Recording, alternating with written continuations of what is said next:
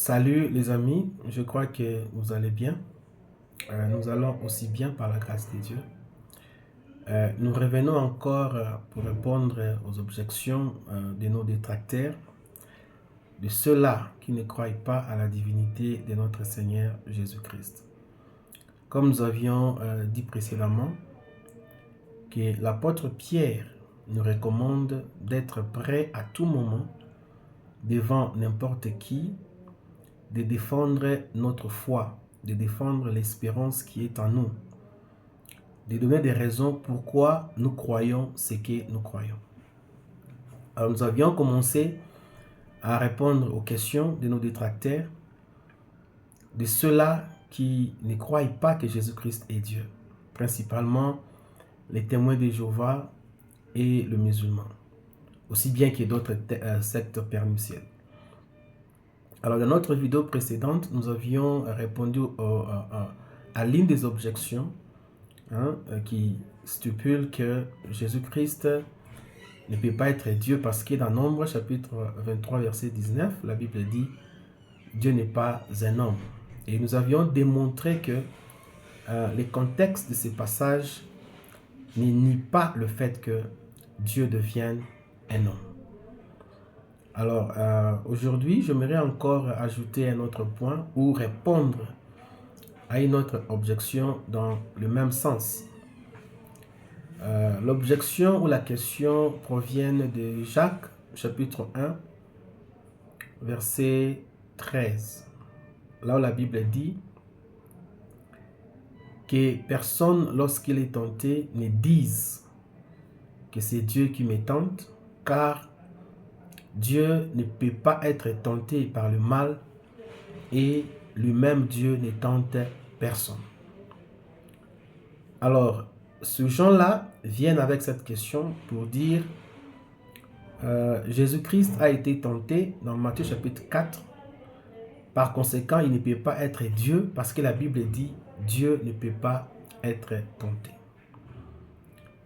Alors, cela prouve que ces gens-là, soit ils ne comprennent pas la Bible, soit ils prennent des passages hors contexte, comme nous l'avions dit, ou simplement parce qu'ils sont inspirés par le diable pour s'aimer les doutes dans le cœur des gens. Pourquoi j'ai dit ça? Et d'ailleurs, j'avais dit que si ces gens-là viennent à vous, vous brandissent de tels passages, ne soyez pas pressés de répondre à leurs objections. Lisez d'abord les textes. Parce que dans la majorité des cas, ils prennent toujours les textes hors contexte. Et quand vous prenez les textes hors contexte, vous ne pouvez pas comprendre ce que l'auteur veut dire.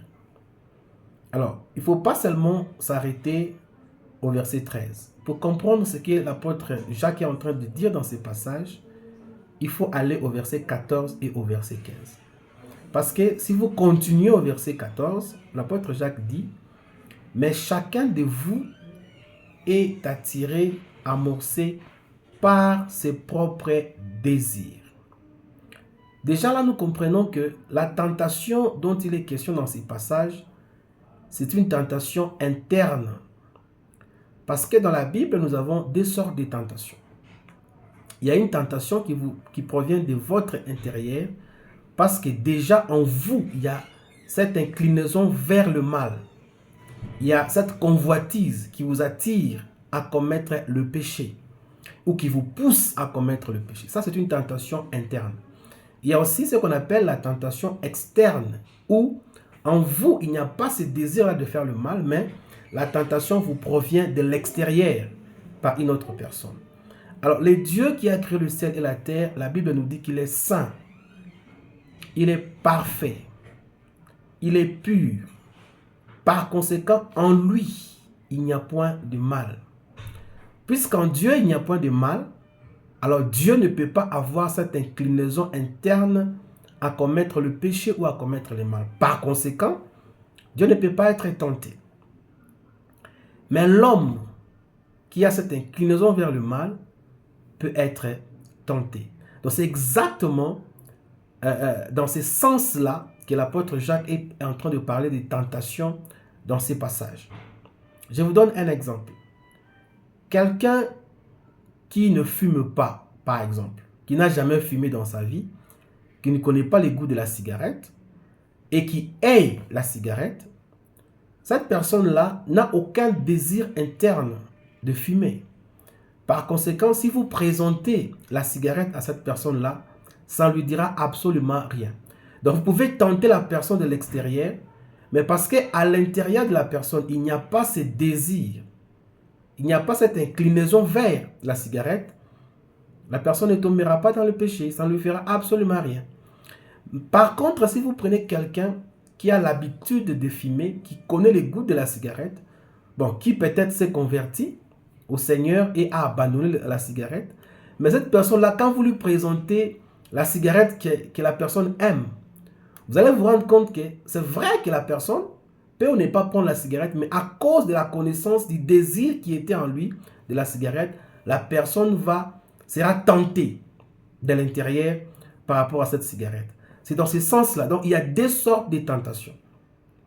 Alors, Dieu ne peut pas être tenté de l'intérieur. En Dieu, il n'y a pas de mal. Il n'y a pas d'inclinaison vers le mal. Par conséquent, Dieu ne peut pas être tenté. Mais de l'extérieur, Dieu peut être tenté. Dieu peut être testé par rapport à sa parole, par rapport à ce qu'il dit, par les hommes, pour voir si réellement Dieu va accomplir ce qu'il a dit, ou douter même de la parole de Dieu. Comment est-ce que nous le savons? Si vous lisez Nombre chapitre 14, verset 22, vous allez voir que les enfants d'Israël qui sont sortis de l'Égypte, l'une des raisons Dieu avait dit qu'ils n'entreront pas en Canaan, c'est parce qu'ils ont tenté Dieu plus de 10 fois. Donc là, nous voyons déjà les hommes en train de tenter Dieu.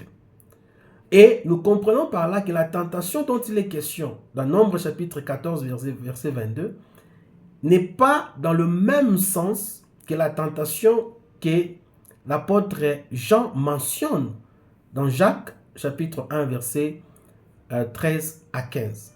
Non seulement les gens qui sont sortis de l'Égypte n'ont pas entré en Canaan parce qu'ils ont tenté Dieu 10 fois, mais quand le Seigneur lui-même était tenté, dans Matthieu chapitre 4, la réponse qu'il avait donnée à Satan quand Satan lui a dit de l'adorer, c'était « Il est écrit, tu ne tenteras pas le Seigneur ton Dieu. » Donc vous allez voir que le Seigneur tire ces passages de l'Ancien Testament, je crois que c'est dans Deutéronome chapitre 6 verset 16, là où il est écrit, tu ne tenteras pas le Seigneur ton Dieu comme tu l'avais fait à Massa. En d'autres termes, les enfants d'Israël avaient tenté Dieu à Massa et Dieu a fait de cela une loi pour leur dire de ne pas le tenter. Alors, selon la conception de nos détracteurs, de ceux qui s'attaquent à la foi chrétienne, puisque Dieu a été tenté dans l'Ancien Testament, nous sommes dans Nombre chapitre 14, verset 22, nous sommes dans Deutéronome chapitre 6, verset 16, cela signifie que Dieu ne peut pas être Dieu parce qu'il a été tenté. Ça, c'est le résultat de la mauvaise compréhension des Écritures. Donc, quand Jacques dit que Dieu ne peut pas être tenté par le mal, c'est parce qu'en Dieu, il n'y a pas de mal. Mais la tentation extérieure, là où les hommes tentent Dieu par rapport à sa parole, par rapport à ce qu'il a dit, ça peut arriver. Donc, il y a deux sortes de tentations. Il y a des sens dans lesquels nous pouvons comprendre la tentation dans la Bible. Voilà, donc dans l'Ancien Testament, Dieu a été tenté de plusieurs manières. Et c'est Dieu qui a été tenté et resté toujours Dieu malgré la tentation. Maintenant, pourquoi si Jésus-Christ a été tenté par les diables, cela doit exclure sa divinité parce qu'il a été tenté? Vous voyez, ça c'est déjà une très mauvaise compréhension des textes bibliques. Non seulement Dieu le Père a été tenté dans l'Ancien Testament, nous lisons encore dans Actes chapitre 5 verset 19 que Ananias et Saphira avaient tenté le Saint-Esprit. Donc l'Esprit de Dieu, pour nous qui sommes chrétiens, nous croyons que le Saint-Esprit est Dieu. Et le Saint-Esprit a été tenté par Ananias et Saphira. Et cela n'exclut pas qu'il soit Dieu parce qu'il a été tenté. Mais seulement quand il s'agit de notre Seigneur Jésus-Christ qui a été tenté par les diables, Alors ces gens nous brandissent des passages bibliques pour nous dire non, puisque Jésus-Christ a été tenté, alors il ne peut pas être Dieu.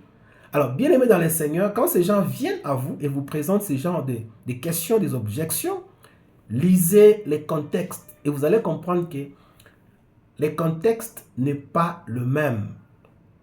La tentation dont il est question dans Jacques, chapitre 1, verset 13 à 15, n'est pas la même tentation, par exemple, que dans Nombre, chapitre 14, verset 22, ou dans Deutéronome, chapitre 6, verset 16, tout comme la tentation de notre Seigneur Jésus-Christ dans Matthieu, chapitre 4.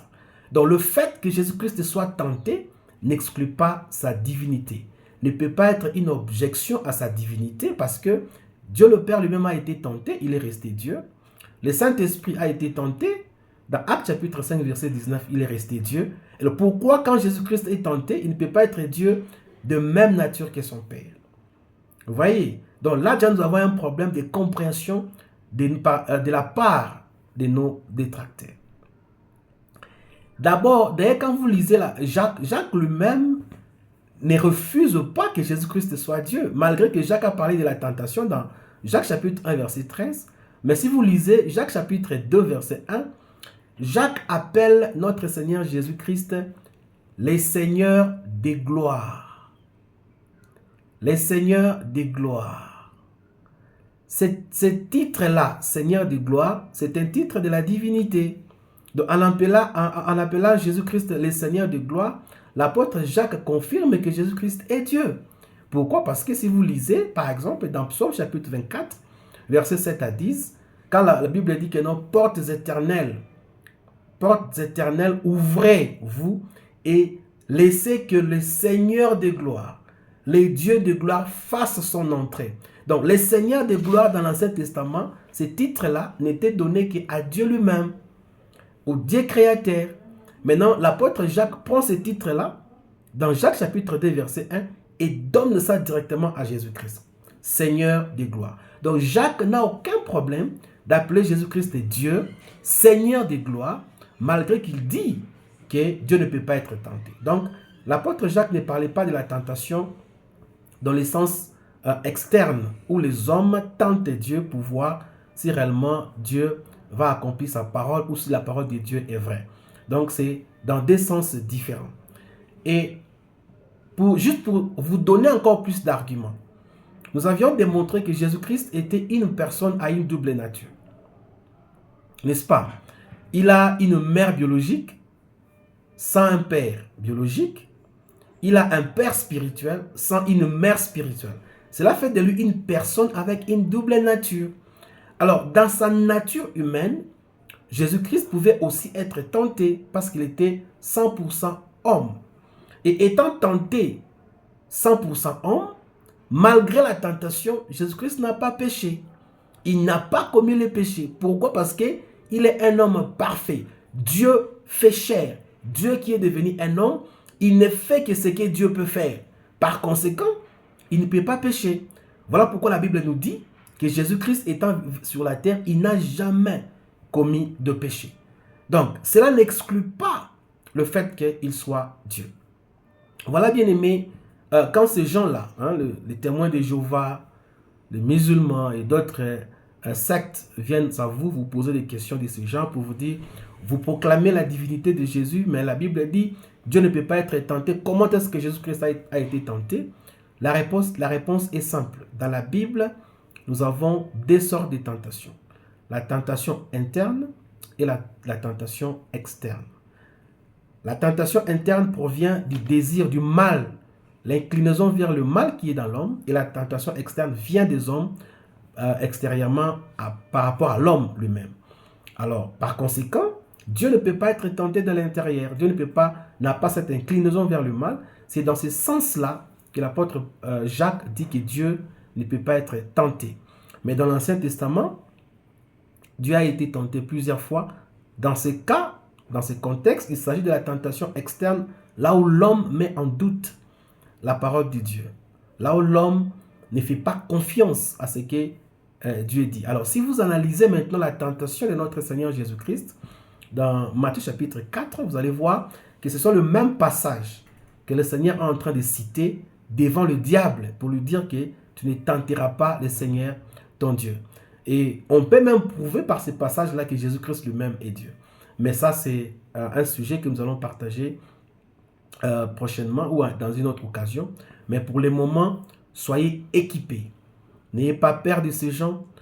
Ne soyez pas muets devant ces gens. Mais quand ils viennent à vous, il faut savoir comment vous défendre.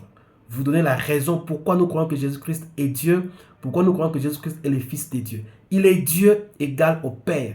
Dieu de même nature que son Père.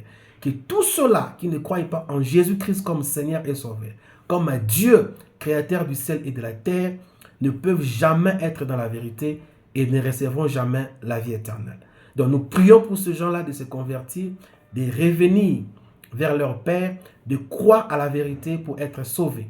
Mais pour vous qui avez déjà cru en notre Seigneur Jésus-Christ comme Seigneur et Sauveur, soyez forts, soyez assurés, vous êtes dans la vérité, vous avez en vous la vie éternelle en Jésus-Christ.